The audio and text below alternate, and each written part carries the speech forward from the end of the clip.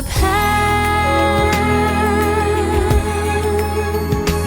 Hello and welcome back to Once Upon a Septemberia, where we now are covering Anastasia for Everyone's a Critic, again with Megan Murphy. Thanks again for coming on, Megan. Thanks for having me on, Kevin. I'm getting a sense of deja vu. Yeah, and today we are going to be discussing a movie that last time I covered an animated movie, it was a movie that came out when I was already an adult, so there was kind of this itching feeling in the back of my mind of, is this just not my thing? Have I outgrown this? But Mhm. this but this time I'm covering a movie that came out when I was 5, so I was part of the target demographic. Mm-hmm. I'm See, a I don't think that I was, because I was like 12 or 13 when it came out. yeah, That's why it's not one of the ones that I remember the most. yeah. But yeah. Yeah, you had just aged out of this movie, Mm-hmm. but I'm allowed I to, know, I know. I'm just saying. I'm I allowed mean, to I be, liked the movie, even though I was like 13. I still I liked mean, it. no, no, no, look, there's nothing wrong with watching kids' movies as an adult or teenager. All I'm saying, there's nothing even wrong with criticizing, kids' movies as an adult or teenager. All I'm saying is, if you go into the comments section and say, I think you're being a little too harsh on a kids movie, that's the only reason I'm saying, yeah, well, I was part of the target demographic when this movie came out. So I think this time Mm-hmm.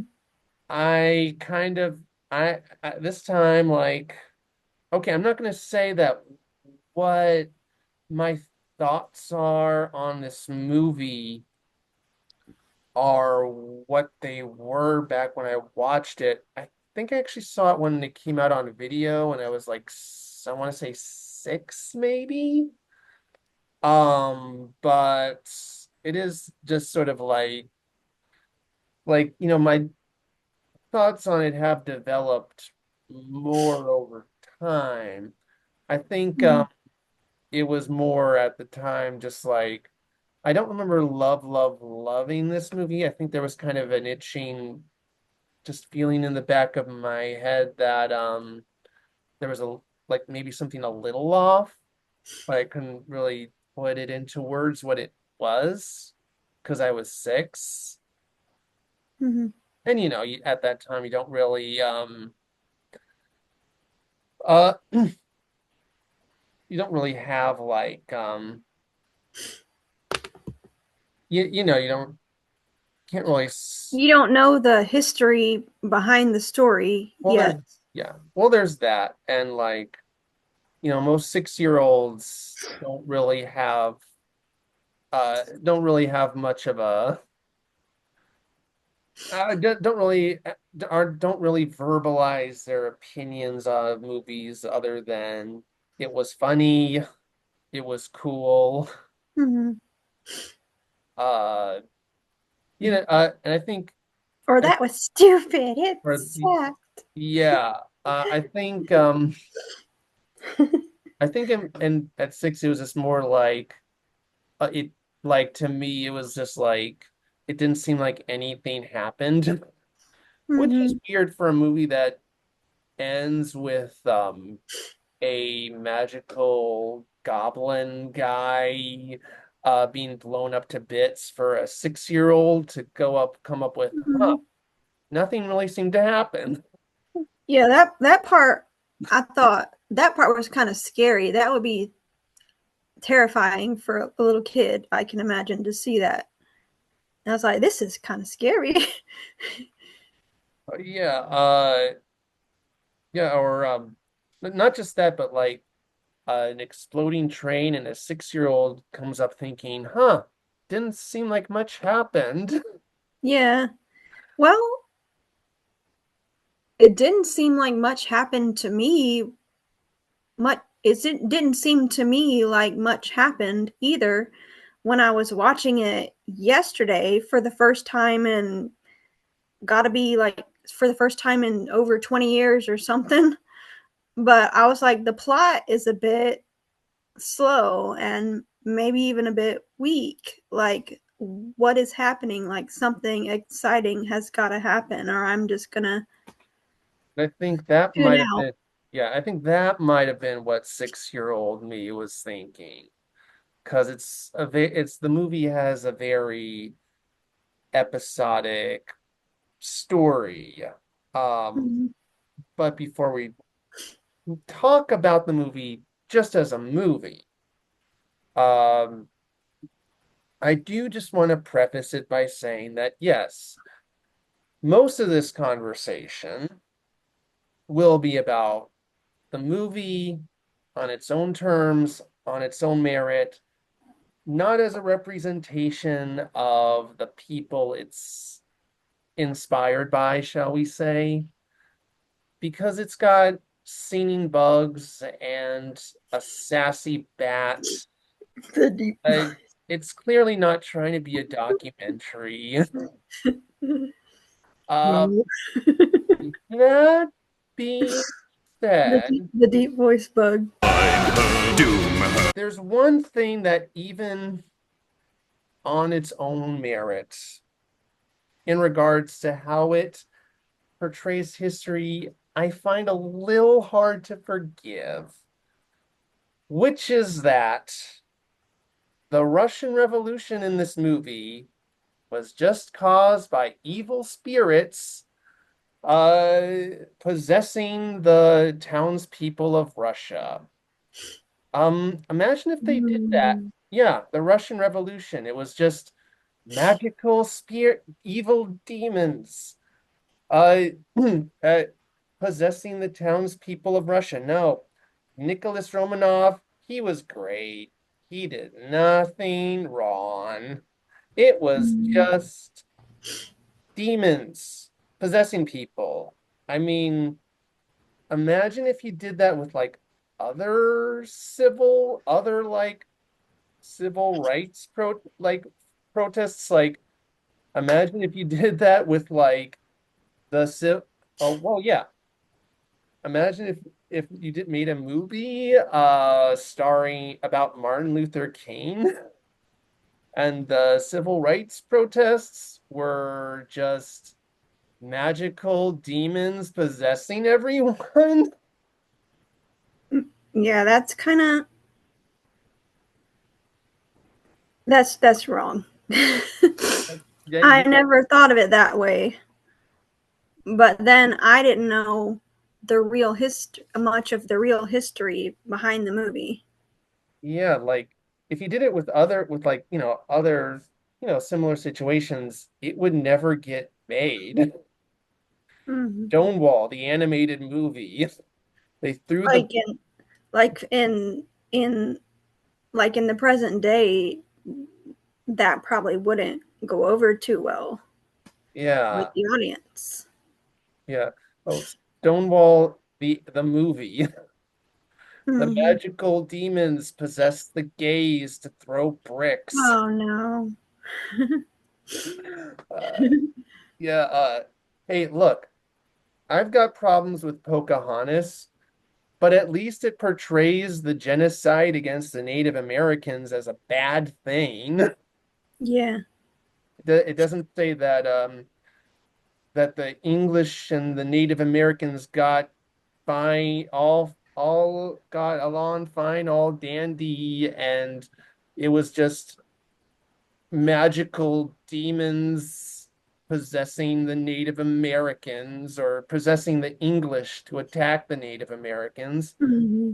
I do have other problems with how it's portrayed in Pocahontas, like how the movie does kind of portray it pretty much as just one guy manipulating these people into attacking the Native Americans, when it's like, yeah, you know the real history. It was not just one guy.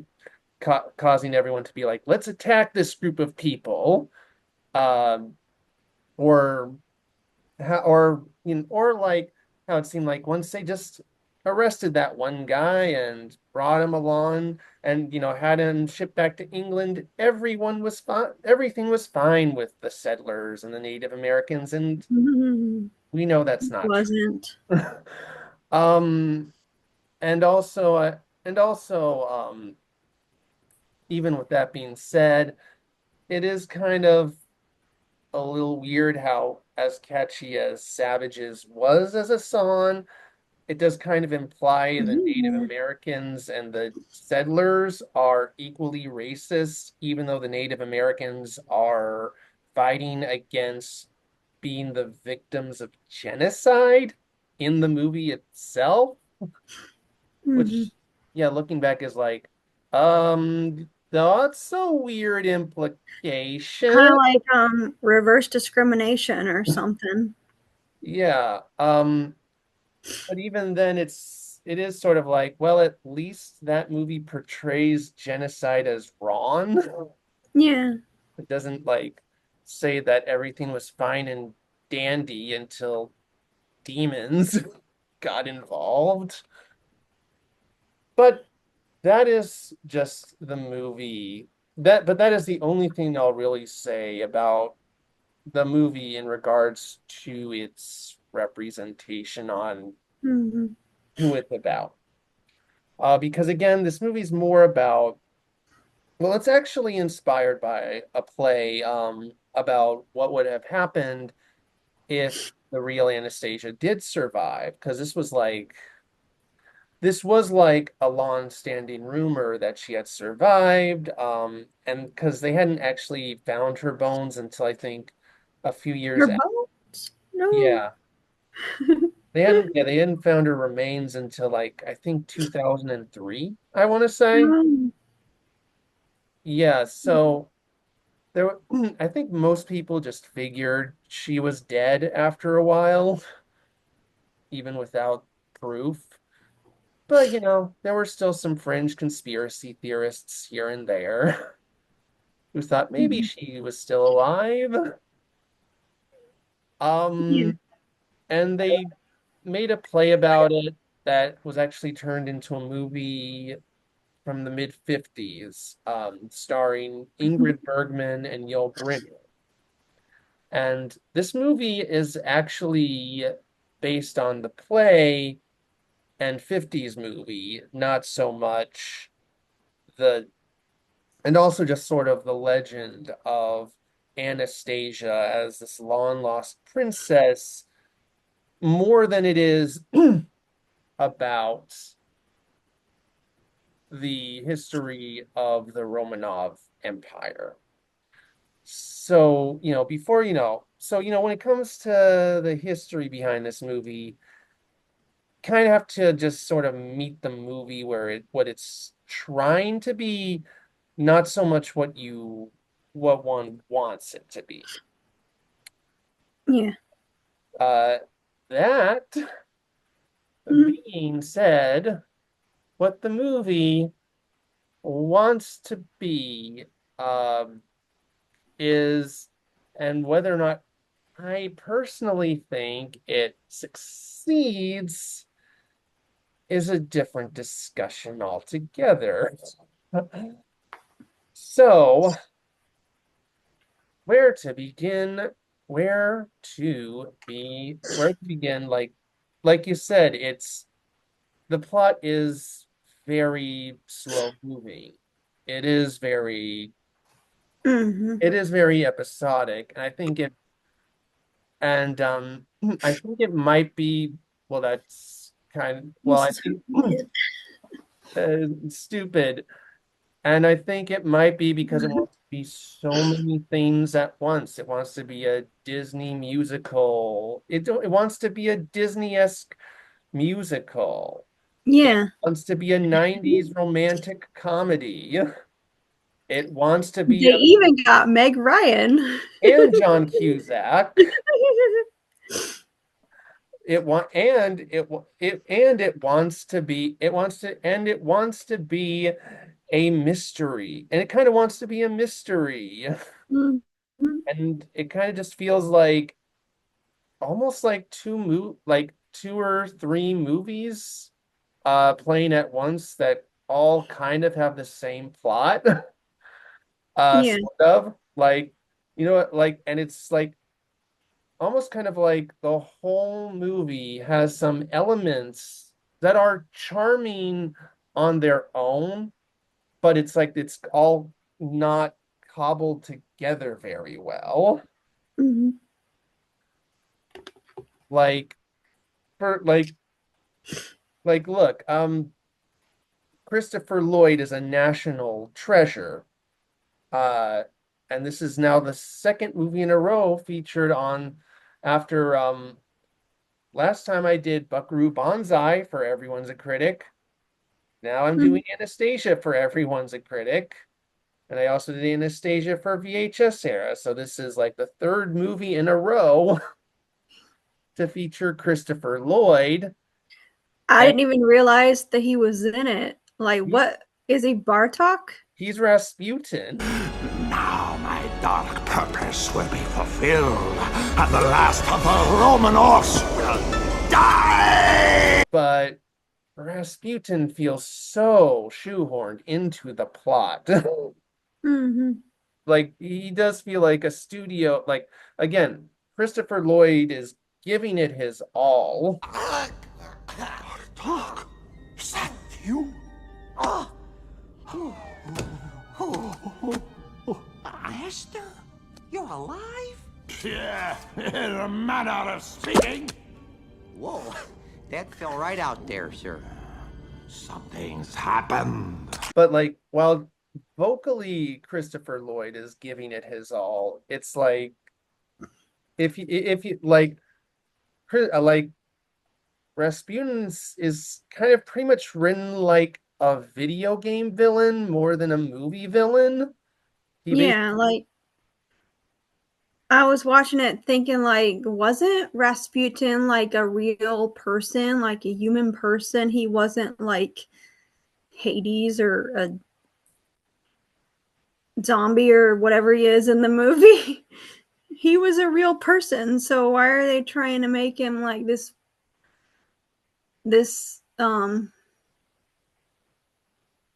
monster kind of inhuman monster person? well, he was a monster, just a human monster. Yeah. I mean, the guy was a terrible person. But and like Oh, I know. That's not what I meant. I know I know. But I will say it again. It's sort of like they're drawing from the legends of these people, and like Mhm. Rasputin was like people thought he was like this magical immortal man. And I think he sold himself as this like magical immortal man. I think it was like there was like a story going around that like he seemingly drowned and died and then came back to life. So I think that's why they're making him out to be this magical man, magical like monster man. But it is more just sort of like his contributions to the plot are almost get our heroes killed once, almost get our heroes killed twice, disappear for a large majority of the movie, come back again, try to get our heroes killed again, and die. And like the backstory they give him doesn't, there is no real backstory. He just Mhm. betrayed them. His name was Rasputin. We thought he was a holy man, but he was a fraud. Power mad and dangerous. How dare you return to the palace?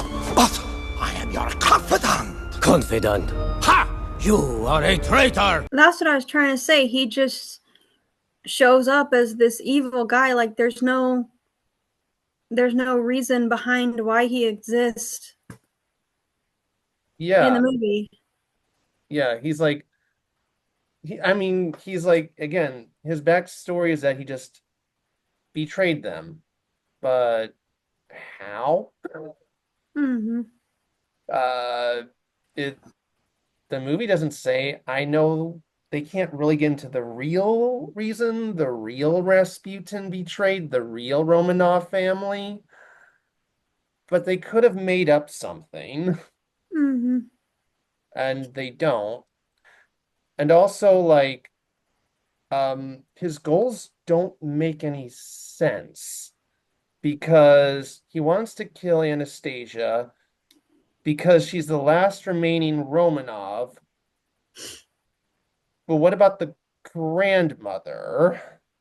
Mm-hmm. Why isn't he going after the grandmother too? I don't know. I guess he thinks she's already old and she's gonna die soon anyway. Actually, what's weird That's is mean. No.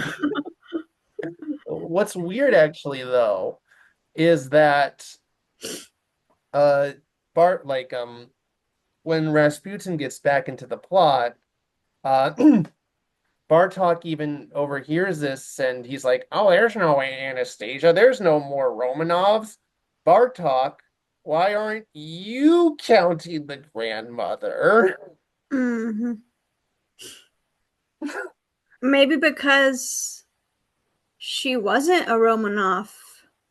She married, like, she's the grandmother of Anastasia, but her maiden name was not Romanov. She married into the family, maybe. Yeah, but but the Tsarina, Nicholas's wife, whose name I can't remember off the top of my head, she wouldn't have been a Romanov by blood either, and she seems to count. I guess. Yes, like they killed her off. So if Yeah. the Tsarina counts, why doesn't the grandmother count? Yeah, so it is sort of like he did Rasputin just does kind of feel shoehorned in to make the movie to Mm-hmm. as like one part to make the movie more Disney-esque and also and also again cool voice, cool design, cool song.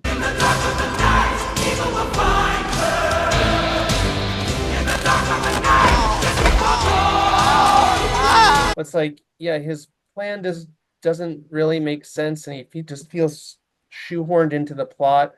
And also, this is another problem I have with this movie where look, look, there's not much originality in movies anymore. Like everything takes inspiration from something. Uh, but there's a fine line between inspiration and plagiarism, and I don't know, but a green villain uh breaking into a high-class party and cursing the royal family because they betrayed them. That sounds a little too close to Sleeping Beauty to me. Yeah. Oh, and later on, a sorcerer with a sassy winged sidekick who barely respects them and is constantly insulting them to their face. Sir, I'm begging you, please. Please forget the girl and get a life.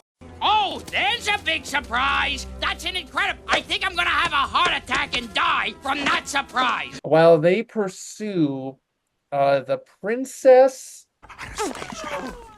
Alive? Sir, your lips, they're, That Romanov brat. Yeah, ain't that the kick in the head? I guess a curse just ain't what it used to be, huh, sir? That's why Whoa, I'm whoa. stuck here in limbo. My curse is unfulfilled. It's this suitor business. Jasmine refuses to choose a husband. I'm at my wit's end. Wit's end? Oh. Have a cracker, pretty Polly. Pretty Polly. Your Majesty certainly has a way with dumb animals. Now then, perhaps I can divine a solution to this thorny problem. If anyone can help, it's you. But it would require the use of a mystic blue diamond. Oh, my ring?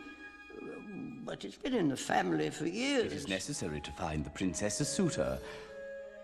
Don't worry. Everything will be fine. Who's in love with a commoner. That Aladdin. that's not a whole new world to me. It's not just Rasputin. Let me think. Young Royal is with a loving, wise dad who is royalty, is having their greatest life, but then someone who is close in their family causes a big outbreak to occur that causes the royal family member to die and them to be separated, and then they're taken in by a skinny, fast-talking guy and a gentle fat guy. The Lion King? Yes. Exactly, yes. Even the title card has clouds and then Russian architecture that looks suspiciously close to the Aladdin architecture. Makes me wonder if they're trying to make the audience think, hey, this opens with clouds, just like the Hunchback of Notre Dame. Yeah. And don't these buildings look just like those from Aladdin? It makes you wonder if like the animation studios like shared images with each other like from previous movies, and they used the templates from from like Aladdin or whatever to create the buildings in Anastasia or the Hunchback of Notre Dame. Like they shared templates for the backgrounds, so maybe it literally is the same. Yeah, well, I do know like actually the writers of the Hunchback of Notre Dame were like part of the writing team for this movie because I I looked it up beforehand. I looked it up beforehand on the IMDb. Of course, but even like even going past that, even going, just past that, past how I kind of have to side eye Don Bluth's on how Don Bluth used his inspirations. Mm-hmm. There's just sort of like, and again, like I said, how everything feels a little like cobbled together, like there's a lot of other plot holes besides just why isn't Rasputin going after the grandma?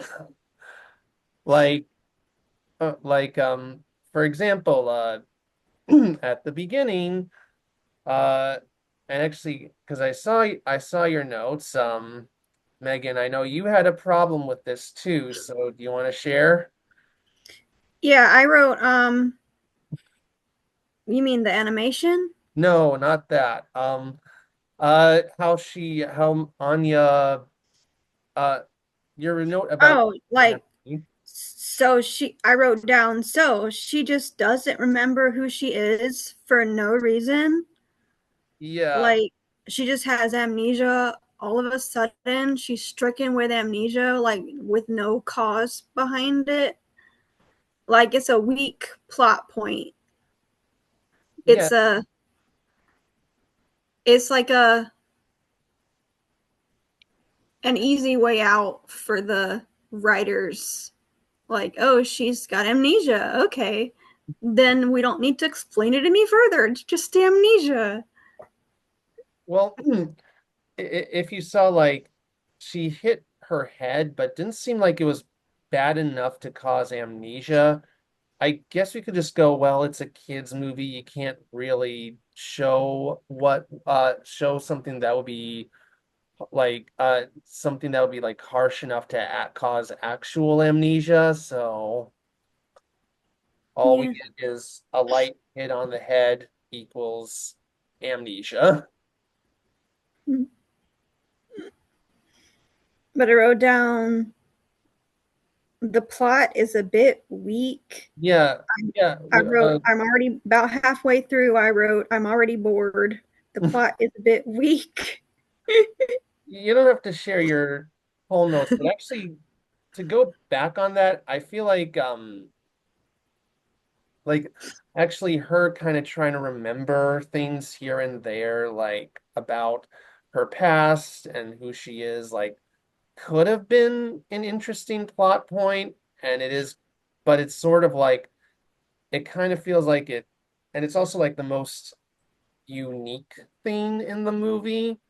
But it also kind of feels very much in the background, Mm-hmm. so we can get all the other so we can like hit all the necessary beats for a 90s style for like a 90s style Disney movie. But actually here's something with the amnesia that doesn't make sense. How did the orphanage innkeepers, who were probably part of the revolution too, how did they How did know? they not know who she Yeah, was? yeah, how did they not recognize her? There's another plot I don't hole. know. Yeah, It's a good question. yeah, again, they were probably part of the revolution. Like Mm-hmm. they didn't think, oh, that that little bitch who went away, here she is. Mm-hmm. Oh, and yeah, actually there's a lot of though. That's sort of my problem in general with this movie. A lot of Mm-hmm. like even for a kids movie, a lot of the plot hinges on plot holes or just complete and utter coincidences, like Mm-hmm. when Anya Anya knows that she has to go back to Paris. She's and There's this little dog that suddenly shows up in the direction that she needs to go. yes, and not only that, but but well, while Puka's a good boy, when she goes to the train station, she just there just suddenly happens to be an old lady who knows Vladimir and Dmitri and what Mm-hmm. they're doing. And this Mm-hmm. old lady, never established before, not mentioned again, just thinks plot device old lady. And Anya doesn't even go where the old lady told her to go to. She just goes to explore the abandoned Romanov castle. So Mm-hmm. other than like knowing that there are these two people that could get her to Paris, why is this old lady even here? I don't know. That's just like another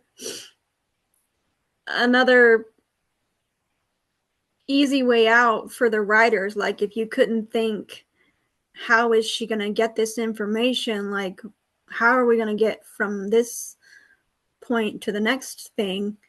And you had to think of something, you think, oh, there's suddenly a mysterious old lady there. Boom, write it. It's done.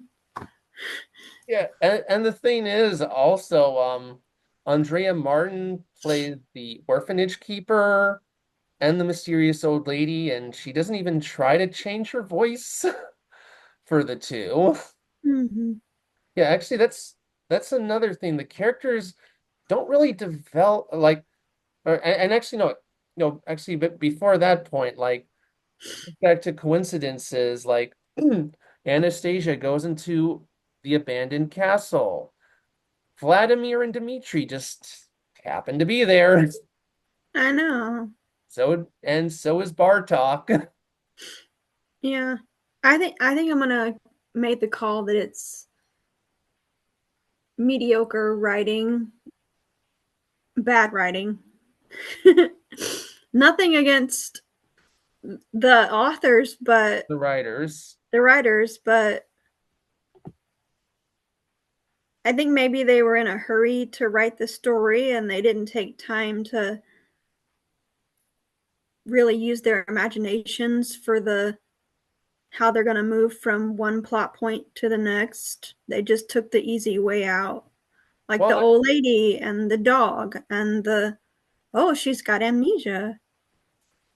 yeah, I don't know, I think it's probably a lot of things. Like there's also probably there's producers who want things in the movie, studio executives. So there's notes they have to follow. So that's Mhm. probably while many movies, you know, go off well, even with that in mind, it's also like occasionally we end up with rushed writing like this, unfortunately.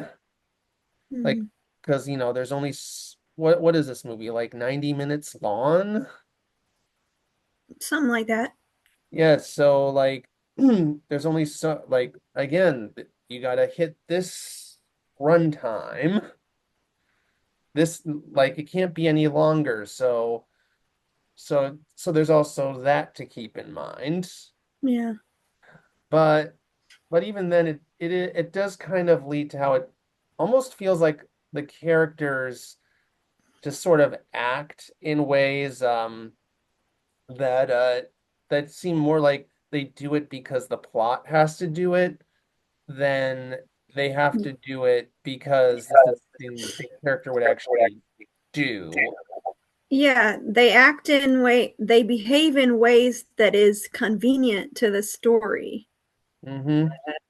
Yeah, and I'm gonna piss off a lot of 90. I'm gonna piss off a lot of 90s kids of the female persuasion, of the gay persuasion, the pansexual persuasion, of anyone who's attracted to men. Who has any attraction to men. I'll just say it. Biggest, and I'm gonna piss off you because I've No, read. you're not. Okay, biggest offender to this is Dimitri. Mm, As a little boy, he's a kind, brave soul who has ambition. He wants to just be with the royals, but still, he's so kind and brave. He saves the Romanovs. And then suddenly, as an adult, he's a sleazy con artist. How do you go mhm. from brave little boy to sleazy con artist? Movie I doesn't don't movie doesn't know. give a backstory. Uh, he just is a completely he just grew up into a completely different character. And then when he finds out that he had the real Anastasia all along, suddenly he grows a conscience. Did he Mhm. have any qualms with tricking a poor old lady who has run into many con artists, con men and women like them, like them. Did he do? Nope, he didn't. He was just like I could get rich off of this. And then suddenly he's like, wait, she's the real Anastasia? Oh no, what have I been doing all along? Not what it should be, which not what you think it would be knowing his character for most of the movie, which is just which would which you'd think his reaction would be, oh, the lady I love is the real Anastasia all along. Ka-ching! I get away scot-free. Mhm. Well, I kind of had a crush on Dimitri. I just thought for a cartoon character, he was handsome. And that voice, I guess it's John Cusack. Yep. But I thought the voice was kind of sexy. But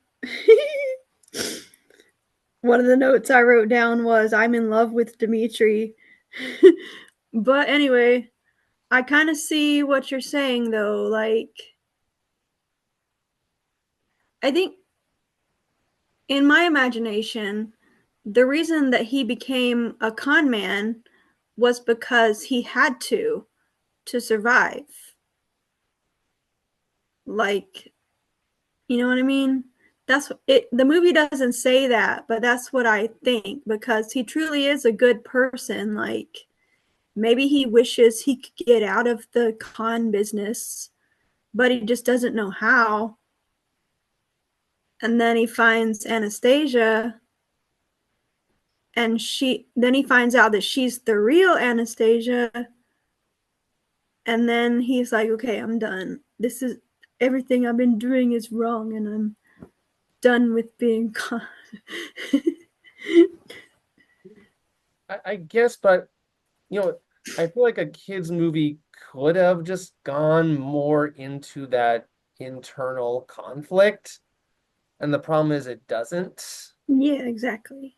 at all. Like that's like, look, I don't need my hand held by a kids or adult movie to tell me everything that these characters are doing, but this feels like kind of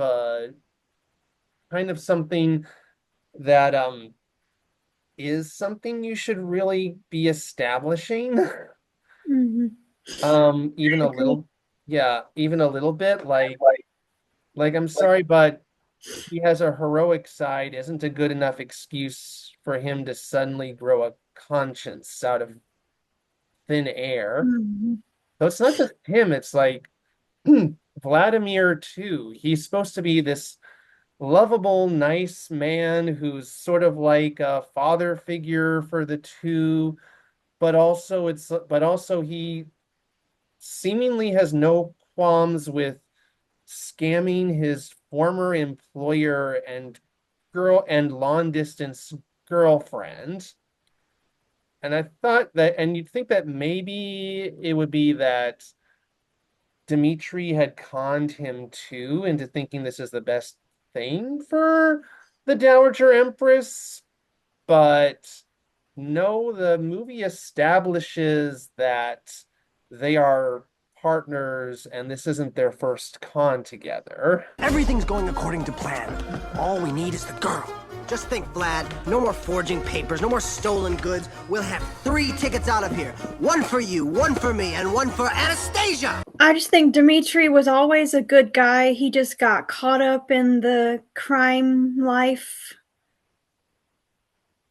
I don't know. I don't think he was an entirely bad guy. Well, I'm not saying that. It's just, I kind of needed a stronger reason than just he saves Anastasia a few times to really buy the transition. Yeah. Con man to more noble guy, Mm-hmm. personally. But I did think that the driving force of the plot of this movie was the love story between Anya and Dimitri, and not all of the rest of the stuff that was going on. That was the most interesting thing. The most, because there's several subplots in the movie that are going on, but the love story between Anya and Dimitri to me was the strongest subplot. That, like, the driving force of the whole movie. Like, without that, the movie would have just been not good at all. Yeah. Well, I will say I do personally have some qualms with the love story, but I think what does kind of sell it a bit is that John Cusack and Meg Ryan do have pretty good chemistry. Dimitri, do you really think I'm royalty? You know I do. Then stop bossing me around. Almost makes you wonder like why they couldn't have ever been like the leads of a live action 90s romantic comedy because like they do work well off each other vocally. Hmm. Without that though, I'm sorry, but personally I think the love story is a bit rushed. I think like Yeah, casting. of course. It's a Disney-fied fall in love in 3 days, get married after 3 days love story. Yeah, it is sort of like like they have leads who are good at selling it, but then but you take them away and the cracks start to show. Oh. Because it is sort of like, and again, like with a lot of this plot, it does feel like their love story just sort of goes through the motions than is something that's actually than something that seems to actually happen organically. Like it's pretty much they bicker and fight. They go through one, they almost die on a train. They bicker and fight some more. Uh, Anya almost dies on a boat, but Dimitri saves her. And then suddenly there's some romantic tension. And then afterwards, like almost kind of out of nowhere, like yeah, Vladimir kind of ships them at one point, but again, it just didn't feel strong enough.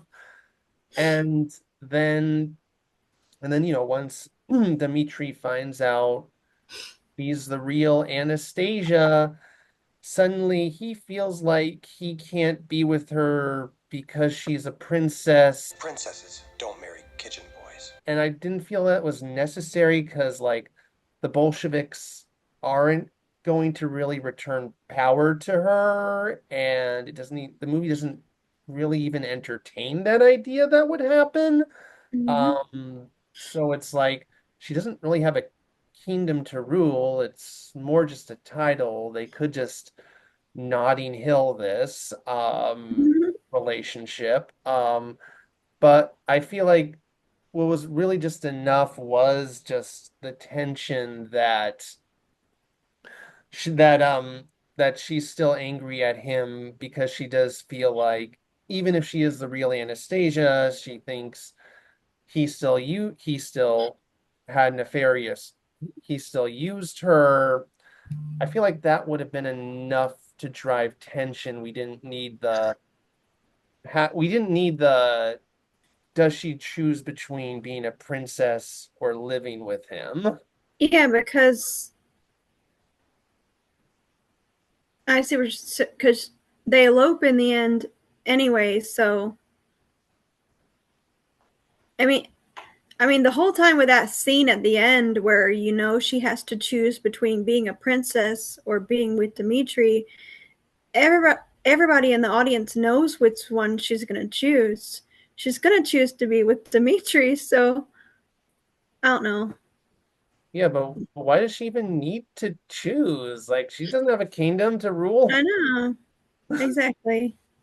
It's I like yeah, like why do they need to run away? I don't know. Is it Never mind. Is it kind of like the British royal family where there still is a royal family in the present day, but they don't really rule the country anymore? They're just like figureheads. I don't think so, because you'd have to Now like it's Vladimir Putin. yeah. I don't I don't really know. Yeah, you'd have to pry the kingdom from the Bolsheviks' dead hand, like the Bolsheviks for that to happen. And Hmm. again, I don't think the movie ever really entertains the idea again that they could just come back as figureheads. Mhm. I'm So sorry, that was a stupid question. no, you're fine. Um, so but yeah, it is sort of like the choice between being a princess or living Mhm. with Dimitri just feel kind of forced. Um, in my opinion, and again, I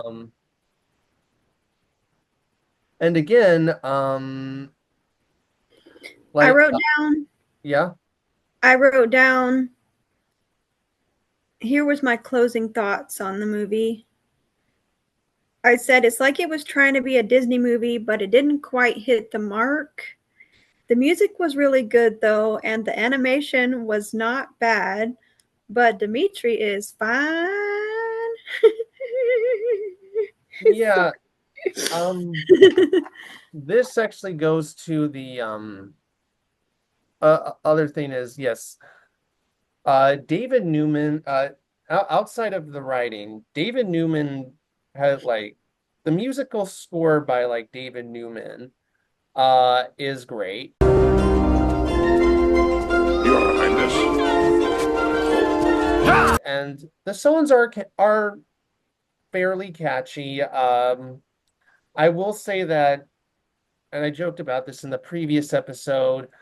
Rumor in St. Petersburg feels a little too close to Springtime for Hitler, but played straight to me. St. Petersburg is gloomy. St. Petersburg is bleak. My underwear got frozen standing here all week. Oh, since the revolution, our lives have been so gray. Thank goodness for the gossip that gets us through the day. Germany was having trouble, what a sad, sad story. Needed a new leader to restore its former glory. Where, oh, where was he? Where could that man be? We looked around and then we found the man for you and me. Especially knowing the real history of the Romanovs.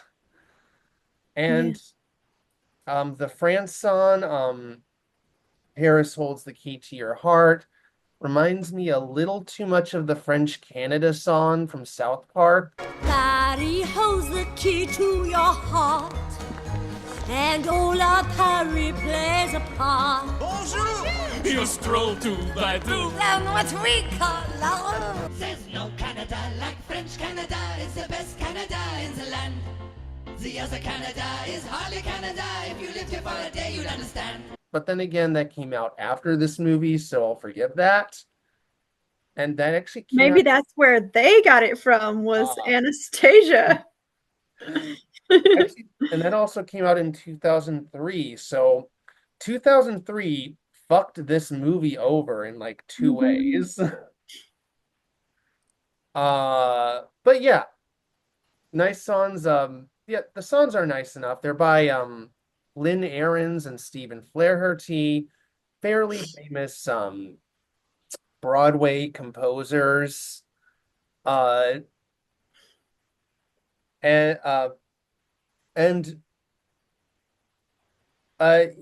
even past the music, the animation is a bit of a mixed bag. Like there's some beautiful art direction and backgrounds in this movie. Character animation, though, is a little weird at times. Right. It doesn't match the background. That's what bothered me. It's almost like they're moving like robots at times. Or like they're moving without purpose. It's like they move like this almost sometimes. Like they're marionettes. Like they used rotoscoping, which is sort of like an animation technique where you like where you like sort of like draw over real life people. Correct me if I'm wrong, anyone in the comments, if anyone wants to if anyone wants to correct me, but that's what my knowledge of rotoscoping is. But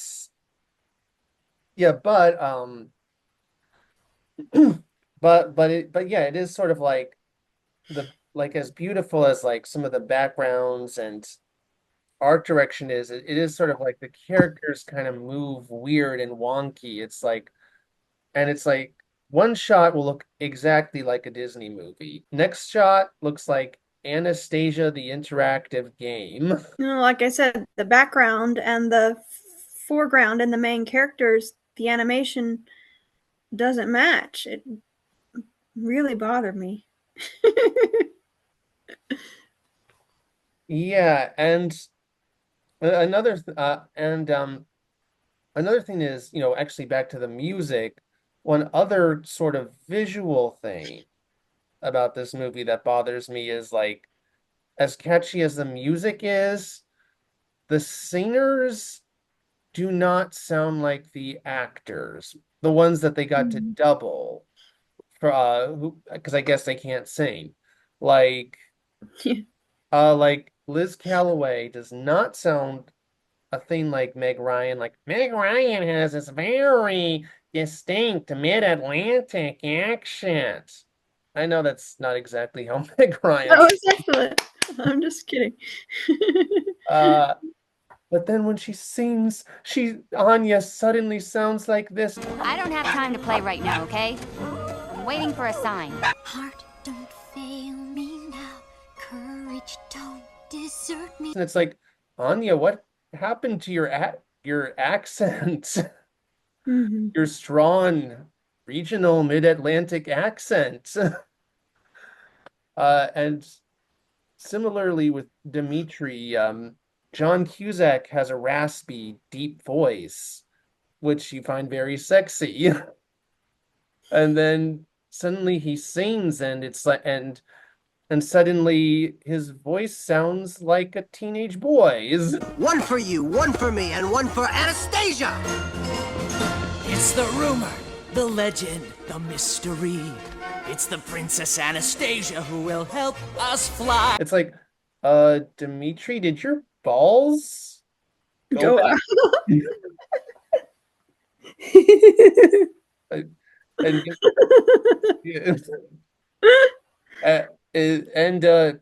know what? And even Rasputin, like they got the guy Jim Cummings, who does Pete and Winnie the Pooh, to do with singing, and it's like, when Rasputin sings, he suddenly sounds like Pete from the Mickey Mouse cartoons. In the dark of the night, I was tossing and turning. And the nightmare I had was as bad as can be. Don't let him fool you with that buddy act now. Under your thumb. They got Angela Lansbury, but didn't give her a full song in a musical. The only one who could actually sing. And then, okay, they hire Kirsten Dunst as young Anastasia, but then they hire Lacey Chabert, who's also famous in her own right. Even back in 1997, she was on Party of Five by then, to do the singing for young Anastasia, and she gets sung over by Angela Lansbury. It plays our lullaby. On the wind, cross the sea, hear this song and remember, soon you'll be home with me, once upon a December.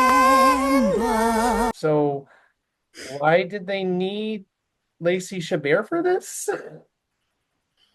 I don't know. Why don't you go ask them? Why not just hire Lacey Chabert for young Anastasia in general? She has what, 6 lines? Yeah, exactly. It's like, I think we can handle young Anastasia sounding like Eliza Thornberry for 6 measly lines.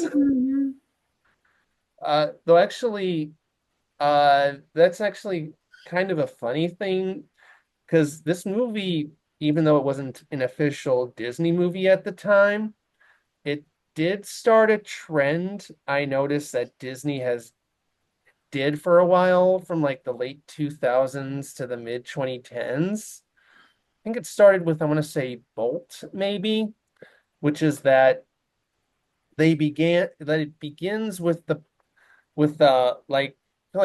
most of their movies from like 2008 to 2016 started with the main character as a little kid or baby.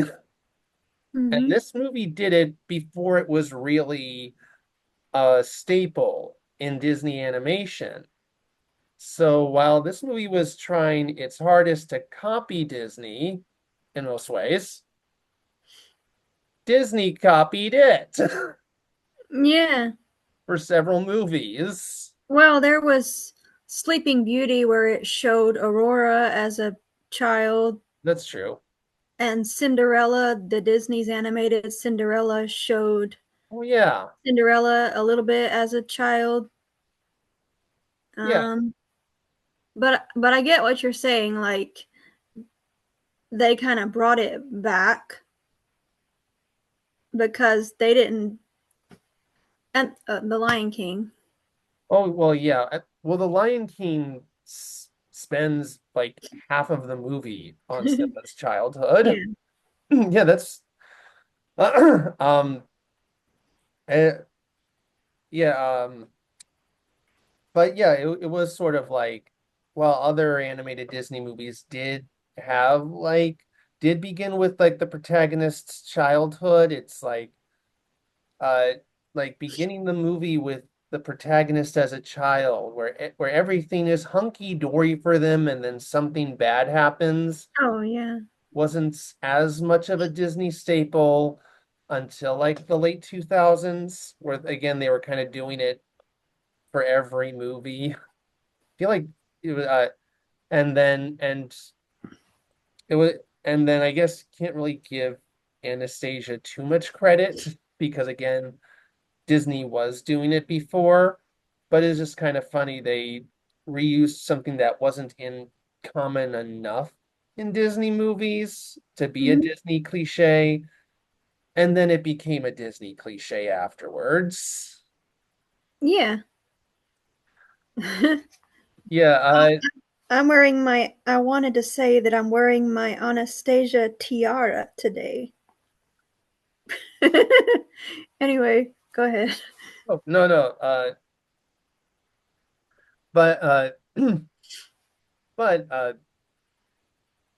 but but yeah, but I also think it's probably and I think the late 2000s, mid 2010s movies like Tangled and Frozen and Princess and the Frog and Moana did it, and I think Anastasia did it too, kind of to get like the target audience almost in the mindset of the characters. Yeah. It's like kids, here's Like who's gonna Anastasia was once a kid just like you. and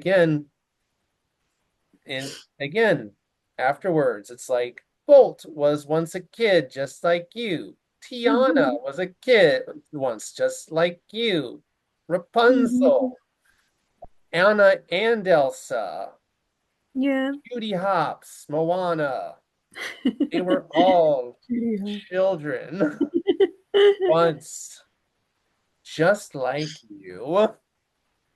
And I will also say that another kind of weird visual thing that I sort of noticed was that this movie does have a great cast on paper, kind of giving that they're all, despite being given a weak script.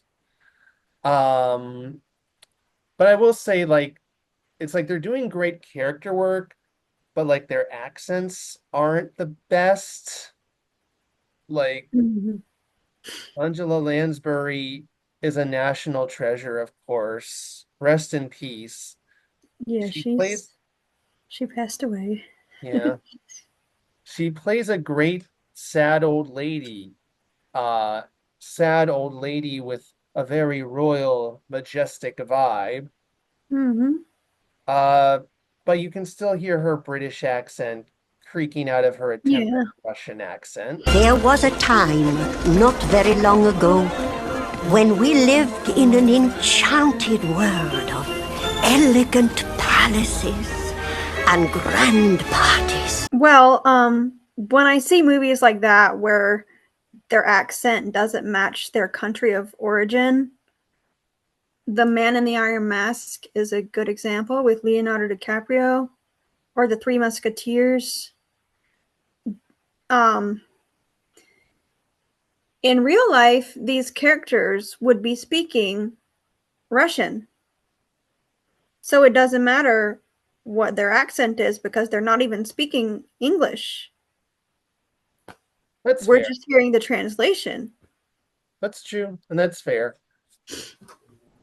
and actually, this was something I did kind of find weird, but then I realized this is not the only movie that is sort of guilty of it, which is that Anya and Dmitri are supposed to be like 18. We even see Anya leave an orphanage. I'm like, girl, you too old to be in that orphanage. Yeah, that's the thing. They seem more like 28. I'm like, Yeah. oh, did she quit? Mm-hmm. But yeah, it's like they look more like 20 or early 30 somethings than teenagers. Yeah. And even with their voice and even with their voices, Meg Ryan and John Cusack do not exactly read teenager. Yeah. But you know what? You can say the same about Belle from Beauty and the Beast. She's supposed to be 17, but seems more like 25 top. Yeah.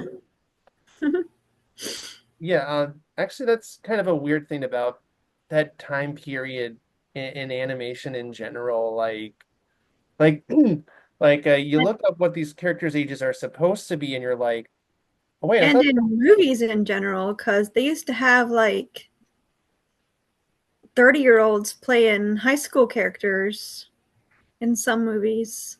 Yeah, and sometimes it go, that's true. And actually, that's kind of the beauty of voice acting is if you can make yourself sound younger or older, it doesn't really matter.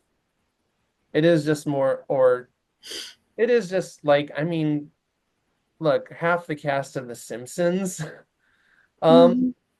have been able to bank on that, but it is just kind of like some of the and I think it might also be Don Bluth's art style. He seems to draw young people as looking about 10 years older than they really are. Yeah. Um, unless they're like kids. And actually speaking of that, speaking of the design, we mentioned earlier how some of the inspiration felt a little too inspired by, shall we say. Yeah. Not only does Vladimir just look like human Papa Mousekewitz, Mhm. Dmitri looks like human Simba, He does. and Anya looks like human Nala. Yeah. So I'm watching you, Don Bluth. Mhm. Get the feeling they, you know what? I get the feeling they even just hired Angela Lansbury so people could be in the back of their minds. That sounds exactly like Mrs. Potts. Mhm. I loved Mrs. Potts. Yeah. This reminds me of Mrs. Potts. Now I love this character and by extension this movie. And speaking of that, when I hear bar talk, I just hear this just sounds like a higher pitched Mo Sislak. You know, sir, really, you should watch your blood pressure. My nephew Izzy just keeled over one day, mid-mango. Do minor adjustments, you can turn a regular gun into 5 guns. Do you have any other thoughts on Anastasia? Yeah. Um, I wrote when Rasputin is down in the underworld and he sings that song and his lips come off. That's gross. I wrote that was gross. But I think I pretty much I wrote I had forgotten how great the music was, like the songs. Yeah. Those are some pretty great songs, although they're not, for some reason, I haven't thought about those songs in like 20 years since the last time I watched that movie. And like, they're not that memorable, but they're catchy in the moment. But you don't go around singing them all day. You know what I mean? Well, I think it's well, it probably doesn't help that like none of the 90s musicals really got the same sort of attention or popularity as like the Disney Renaissance musicals. I think this is like the closest to being like the one that people might recognize. Like I think you'll find more people recognize Anastasia. It was kind of like the poster child for like movies everyone keeps thinking are Disney movies. Keep thinking is a Disney movie even though it isn't. And if you mention the Swan Princess, maybe I don't think as many people would recognize it. I remember that one. Oh yeah. I mean I do. I'm just talking about generally. Actually or but anyway, that was Anastasia, and oh god damn it, I just realized something about this movie. What? Okay. Are you okay? Yes, I think I might have already covered this movie on this channel Oh no. because I covered another movie that ends in awe with an 80s teen idol voiced by a guy whose name begins with J, about a young girl starting her life only to be roped in by a con man. And then they go on an adventure together that involves a burning train, and they are stalked by a villain who they barely interact with until the very end. Next time on the Critic, it's spooky season again. And what's spookier than trying something new? I'm going to cover my first TV show as I cover Wednesday. See you then.